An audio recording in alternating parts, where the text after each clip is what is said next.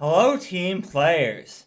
Got another Starfinder build for you, and this time we're building an Operative. Let's dive in. For today's Ancestry, we're going with the Patra. As I said in my best Operative Ancestry video, Patra is one of, if not the best Ancestry for an Operative. And we're going with Miles' chosen Patra to help us with our saving throws, which is always good for any class. For our attributes, obviously Dexterity is going to be our most important. After all, we're a sniper. We're going to be attacking from range, which means Dex is like one of the most important attributes. We're also going to need Intelligence and Charisma for this build. As for skills, obviously Stealth is going to be our most important. I mean, we're a sniper. Of course Stealth is going to be our most important. And of course we're going to need computers and intimidation. After all, we're not always going to be able to be stealthy. And that means intimidation is going to be important for when we can't be stealthy. And we'll need that little extra ability to lower the opponent's AC. And computers, well, somebody needs to be good at computers in this party, so might as well be us. Our operative specialization should be obvious. Sniper. Of course we're doing that. So, we're training to stealth, and we get a skill feat for stealth. And we're going to choose Assurance.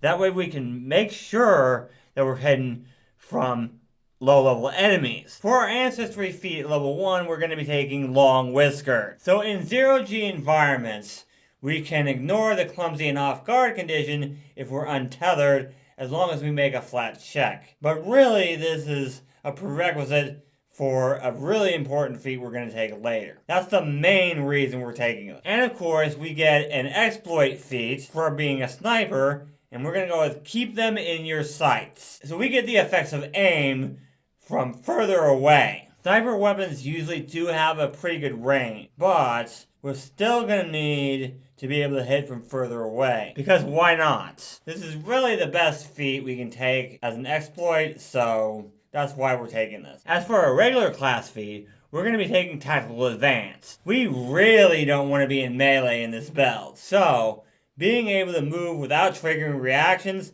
is a pretty massive deal, because we're not always going to be farther away from enemies. So being able to get further away from enemies while not triggering reactions, massive deal. At level 2, we're going to be taking Peek, which allows us to strike and take cover as a single action. Fantastic action economy here. One of the best operative feats in the game. Flat out. Especially for a sniper. Definitely want to at least consider this. At level 3, of course, is Canning Acumen for our Fortitude saves, because we're going to have low con in this build. And we're not going to get experts in Fortitude saves for a good long while. So pretty important feat here. At level 4, we're going to be taking Stop Them in Their Tracks. See, once we make that first shot, we're going to be observed. And if enemies get within 30 feet of us, we can demoralize them, which makes it easier for everybody in this party to hit them. Even in Starfinder 2E, where a lot of enemies are robots, Frightened is still one of the best conditions in the game. So you're definitely going to want to take this. For our level 5 Ancestry feat, we're going with Battle Blast. That gives us Tailwind as an innate spell once per day. This just gives us more speed, flat out, which means we have more mobility. Which means even if the enemies do have cover, we can move to a place where they don't have cover very easily, making this a very important feat. At level 6, we'll be taking Disarming Shot, so we can aim, strike, and disarm for 2 actions. Great action economy. And we don't use athletics. We use our ranged attack rule for this, against their reflex DC. And remember, we get expert in guns, which means we can very easily disarm foes.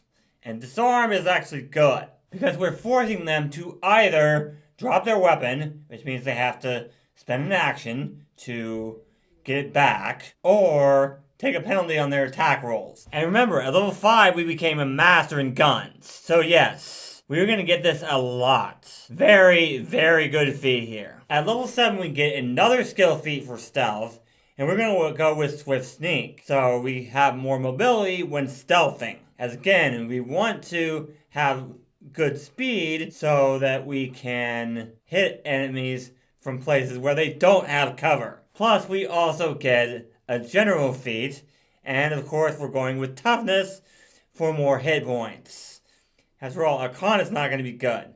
So extra hit points is very important for this belt. At level 8, we'll be taking toppling shots. So we can aim, shoot, and knock enemies back for 2 actions. And if we crit, which we want to do a lot, because we're mastering our guns, we also knock them prone. This will make it harder for us to hit if they can take cover from being prone. But that also means our Solarian will hit more often, because they'll be off guard. Plus, it'll be a little bit easier for us to hit because we reduce the amount of AC they get from cover by 1 by aiming. And really up to +4 if we can get to level 17. So even if they do take cover from being prone, it's not going to be as hard for us to hit them as you might think.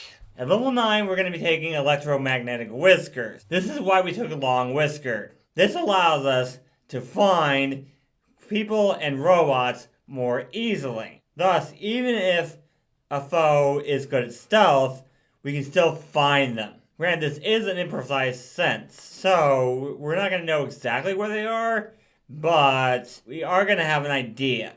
And that's what's important. At level 10, we're going to be taking impeding shot. So we can aim and strike as 2 actions. But on a hit, they're slowed 1. And if they're flying, they fall 10 feet. Slowed is one of the best conditions in the game. You're basically getting rid of one of their actions. And if they're less than 10 feet in the air, they're going to take fall damage. Very good feat here.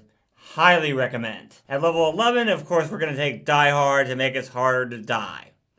I mean, that's just a no-brainer. Die Hard is one of the best general feats you can take, and of course we're going to take it. At level 12, it's Practice Escape. So we can escape grapbles and that sort of thing as a reaction. We can also step or stride as part of this reaction if we are successful in getting out of the grapple and whatever. Us getting grappled is very bad. It probably won't come up because we'll be attacking from range and stealth and all that.